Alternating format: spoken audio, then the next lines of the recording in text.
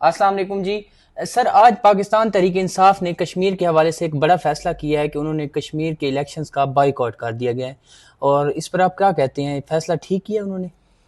یار دنیا میں اتنے بڑے بڑے واقعات ہو رہے ہیں، میری تو توجہ اس طرف رہی۔ بہرحال کشمیر کو بھی میں دیکھا، بھی آپ نے دیکھا، میں نے بات کی جی بالکل اور رابطہ بھی ہے کئی لوگوں سے وہاں پہ۔ اس وقت میں بعد میں عرض کرتا ہوں، ایران وہاں سے بڑی خطرناک خبریں آ رہی ہیں، آزاد کشمیر سچویشن بہت خراب ہے۔ تحریک انصاف نے بالکل صحیح فیصلہ کیا۔ اس صورتحال میں الیکشن کیا ہوں گے جی؟ بالکل سر، گلگت بلتستان میں کیا الیکشن ہوں گے؟ میں پوری ذمہ داری سے آپ کو بتا رہا ہوں، مجھے انتہائی ذمہ دار آدمی نے بتایا، یعنی ان کی اپنی پارٹی کے، کہ جی ہم سے وعدہ کیا گیا استحکام پاکستان پارٹی سے، علیم خان کی جو پارٹی، جو اصل جی میں جی جی جہانگیر ترین کی پارٹی تھی، وہ تو پھر چھوڑ گئے، بالکل سر، علیم خان نے سنبھال لیا، کہ ہمیں موقع دیا، وعدہ کیا گیا ہمیں حکومت دی جائے گی۔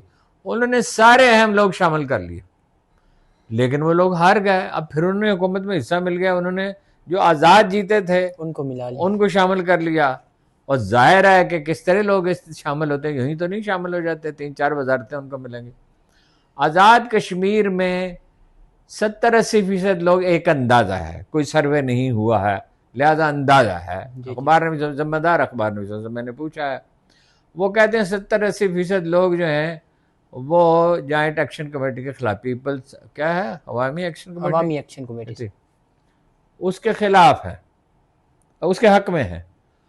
اور یہ پروپیگنڈا بہت ان کے خلاف ہو رہا ہے، کشمیری احسان فراموش ہیں، کشمیری یہ ہیں وہ ہیں فلاں ہیں، انڈیا سے ملے ہوئے ان کے لیڈر۔ انڈیا سے کیا ملیں گے جی؟ وہ ایک دکاندار ہے بیچارہ، وہ کیا انڈیا سے ملے گا؟ اور اس طرح کی خبریں بھی آئیں، شوکت میر نام ہے، جی، شوکت نواز میر۔ شوکت نواز میر صاحب، وہ جی اپنا بھاگ رہے تھے انڈیا، وہ ایسا پروپیگنڈا ہو رہا۔ آزاد کشمیر میں کوئی الیکشن نہیں ہوں گے۔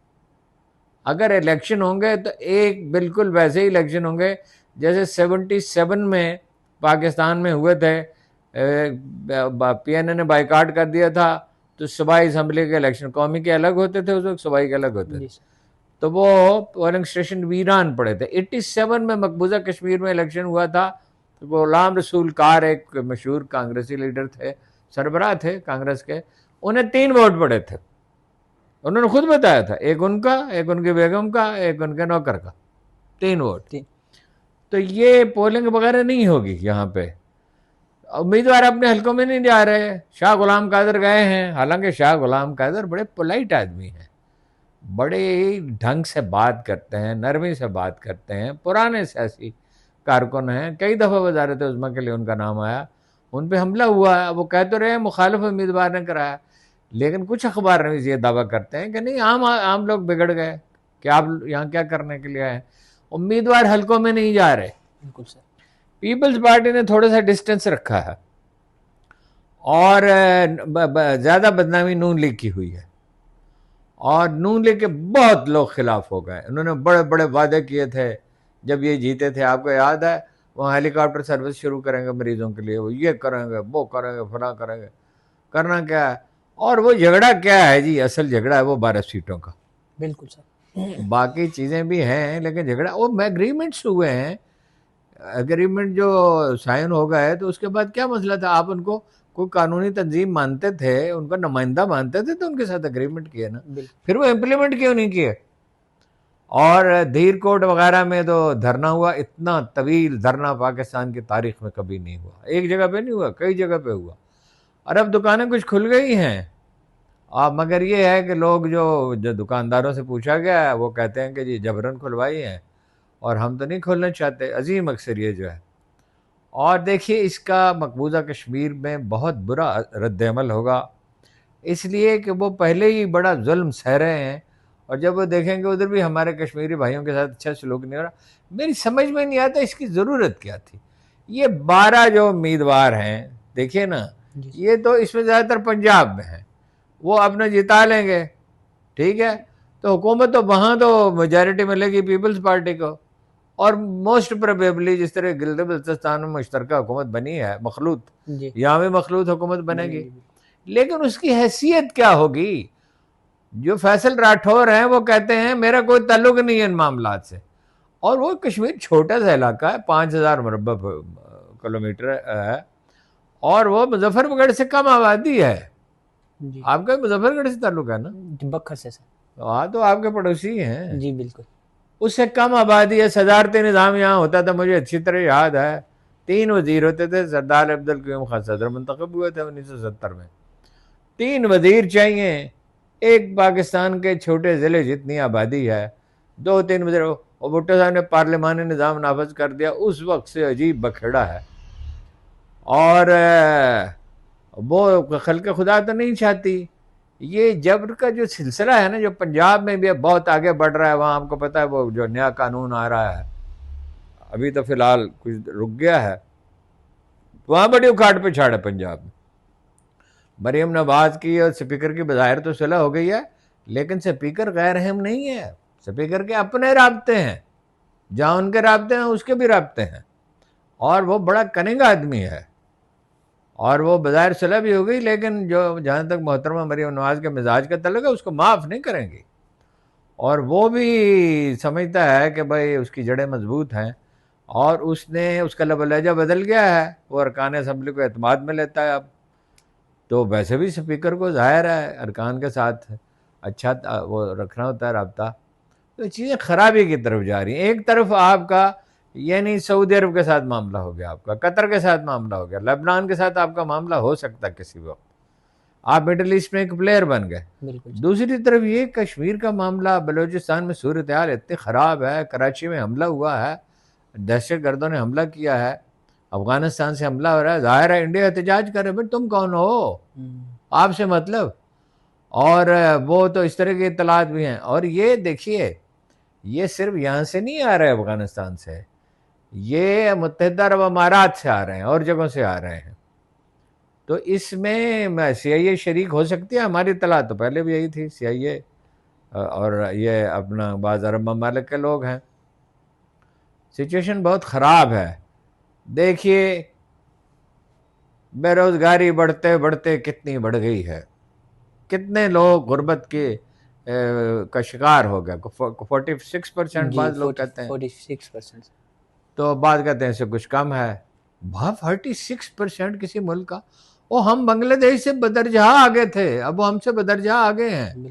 پاکستان آپ کو ایک دلچسپ بات بتاؤں, پاکستان کا بنگلہ دیش کا بجٹ ایک جتنا ہے پاپولیشن کنٹرول کا تقریباً, اور ان کی آبادی ہم سے کوئی 6% زیادہ تھی, اب کوئی 6-7-8% کم ہو گئی ہے, زیادہ کم ہو گئی ہے.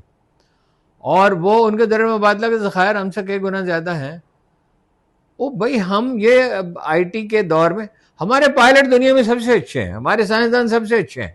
ہم نے دنیا کا اسٹیٹ آف آرٹ میزائل بنایا ہے, اور وہ بنایا ہے, ایٹمی پروگرام بنایا ہے, اور ایسا اسلحہ بنایا ہے, یہ جیٹ طیارے بنائے ہیں. یہ ٹھیک ہے مدد سے بنایا, مدد سے ہی سب بناتے ہیں. چین بھی سارے پرزے خود نہیں بناتا, کچھ روس سے خریدتا ہے. اب بیلاروس گئے ہیں ہمارے فضائیہ کے سربراہ.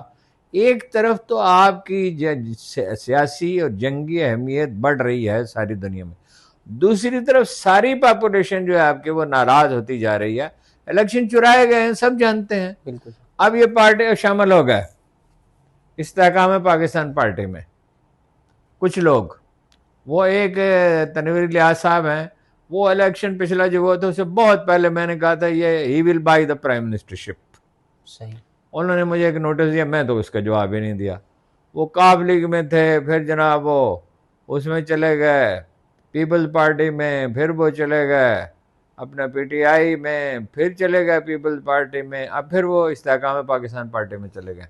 وہاں کچھ لوگ اس میں شامل ہو گئے, اور جس طرح کے لوگ جس طرح شامل ہوتے ہیں, اور اب پھر دعویٰ وہ کر رہے ہیں استحکام پاکستان پارٹی کے ذرائع. پہلے بھی کر رہے تھے, گلگت بلتستان میں ہم سے وعدہ کیا گیا, وہاں بھی اہم لوگ انہوں نے شامل کر لیے تھے یہاں کہ اب ہم یہاں حکومت بنائیں گے.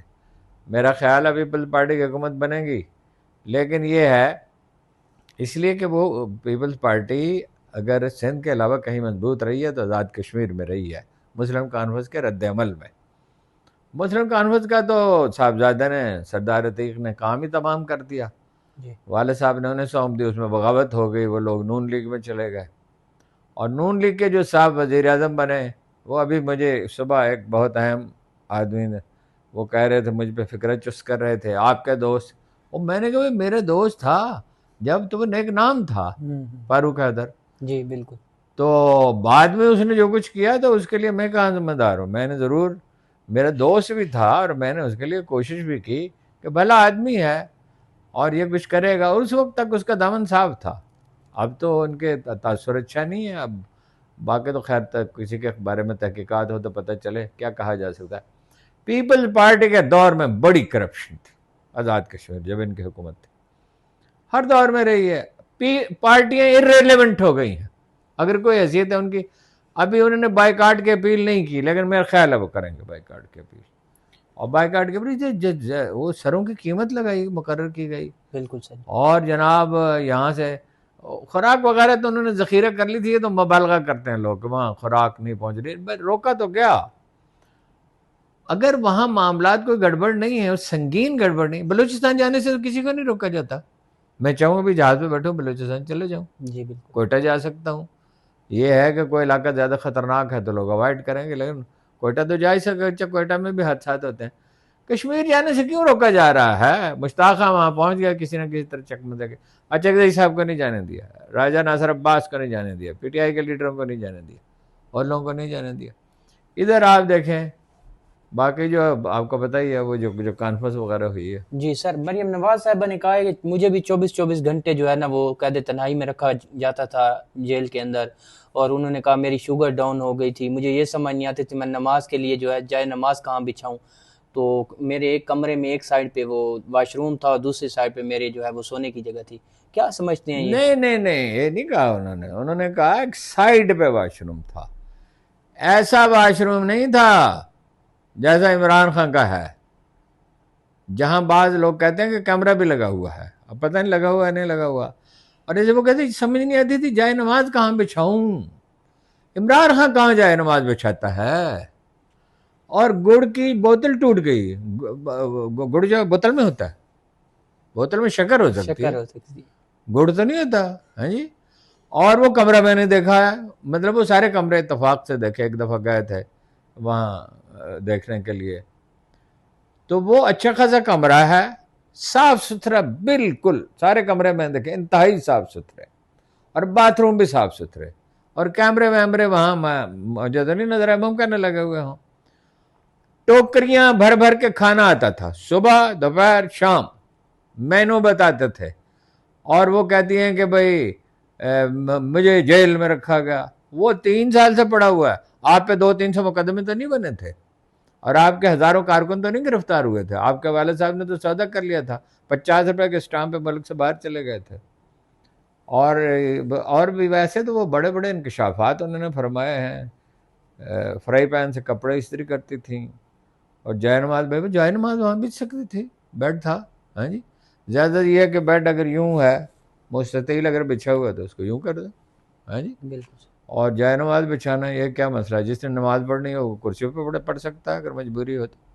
ہاں جی سر، آج اخبار نفیسوں نے جو ہے وہ، لیکن وہ سہیل آفریدی نے صحیح ایشو ریز کیا. وہ جیلوں سے متعلق جو کانفرنس ہوئی ہے، وہ بائی اصلاحات کرنی ہے تو ڈیلا جیل سے شروع کرو نا. ملک کا سابق وزیر موسٹ پاپولر لیڈر، وہاں سے اصلاحات شروع کرو.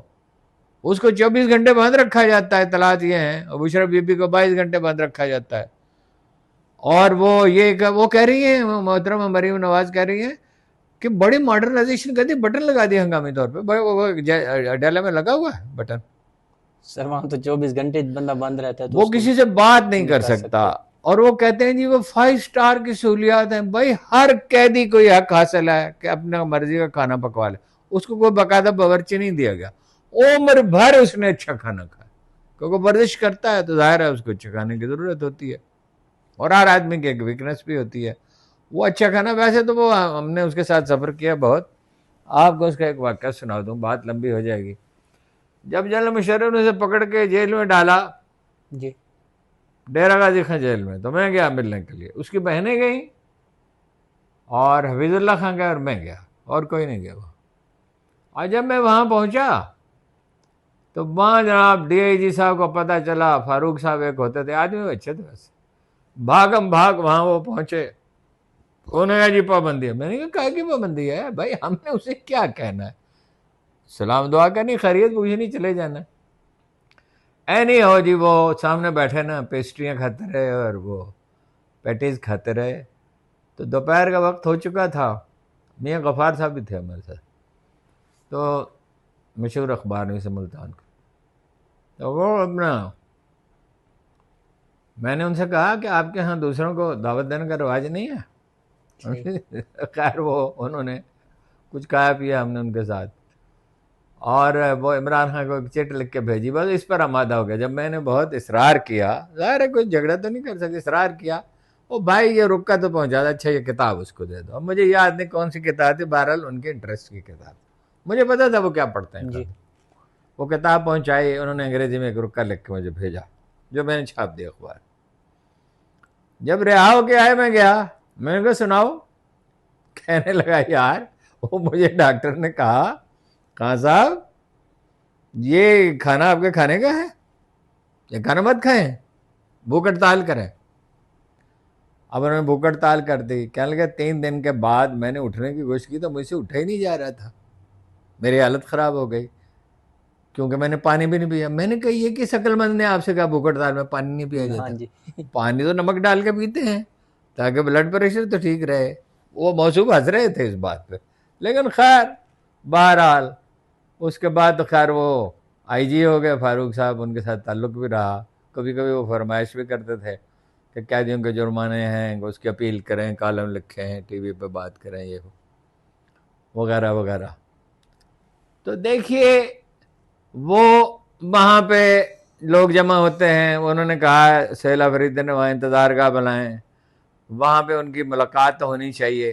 اب اس کا مذاق اڑا رہے ہیں کہ دیکھیے پہلے تو رہائی چاہتے تھے، پہلے تو حکومت چاہتے تھے، حکومت چاہتے تھے، وہ جیتے تھے، وہ حکومت چاہتے تھے، اور اب وہ ملاقات پہ آ گئے ہیں. بہرحال مجھے اس کا افسوس ہوا کہ نورین کو اجازت دی گئی تھی ملنے کی، یعنی پیغام دیا گیا تھا، تو علیمہ خان نے روک دیا.